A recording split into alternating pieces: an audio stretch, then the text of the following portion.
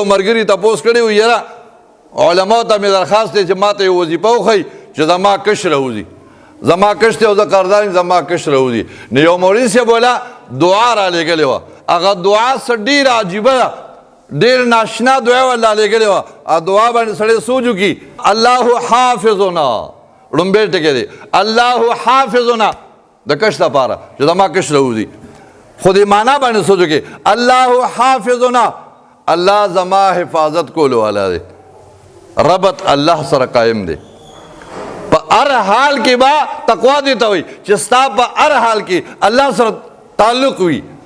دا نه چې ما سره دولت راغی پیسه راغله په د الله خبرې مې پرېښودې د الله احکامات مې پرېښوده الله حافظنا الله زما حفاظت کوونکی دی الله به زما حفاظت کوي زموږ حفاظت څوک کوي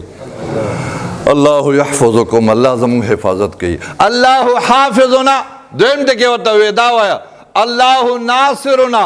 الله زما مدد کوونکی دی الله به ما سره مدد کوي ځکه زه مسلمان یم زه ایمان والیم الله فرمایي ان الله انا لننصر رسولنا والذین آمنوا الله وایي زه د پیغمبرانو مدد کوم او زه د ایمان والو مدد کوم نو الله ناصرنا الله سره رابطه ده الله حافظنا الله زما حفاظت کوونکی دی الله ناصرنا الله زما مدد کوونکی دی الله ناظرنا الله کتونکی دی ماته الله ما ګوري الله ماته ګوري الله ماته ګوري زه په یو وخت ان الله لا يخفى عليه شيء في الارض ولا في السماء الله جل شانه باندې په یو حالت کې یو څیز پټ نه دی الله ته هر څه په هر ټیم کې ښکاري حدیث مبارک مې ورته ویلو مخکې چې نبی علیہ السلام فرمایي چې الله جل شانه لطیف دی بارک بین دی هغه څیز الله ته ښکاري چې په ضربین باندې په دوربین نه ښکاري اللہ تخکاری نبی علیہ السلام فرمائی النملۃ السوداء تک تور میگے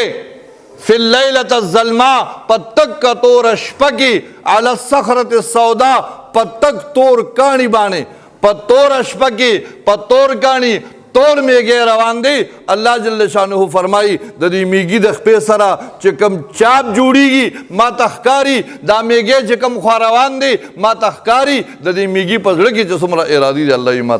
ما تخکاری اللہ لطیف اللہ مہربان دی نو اللہ حافظنا اللہ زما حفاظت کولو والا دی اللہ ناصرنا اللہ زما مدد کو ان کے دی اللہ ناظرنا اللہ ما تا کتن کے اللہ ما تا گوری او سلورم ٹکے دے اللہ معنا اللہ مونگ سرے دے اللہ مونگ سرے دے اللہ وی اینما تکونو شکم ذکیے تا وہو معاکم اللہ وی زدر سریم اینما تکونو چرتم یہ نو دعوائے چا اللہ ما سرے دے نو دا سلو ٹکی یاد کے دا طول مشکلاتو دا ہر ضرورت دبارا اللہ حافظنا اللہ ناصرنا اللہ ناظرنا اللہ معنا اللہ مونگ سرے دے نو اللہ جل شانہ فرمائی وَعْلَمُوا پدی خبردان پوئے کئی ان اللہ مع المتقین اللہ دا پرہیزگارو سرے دے اللہ دا عمل کرو تو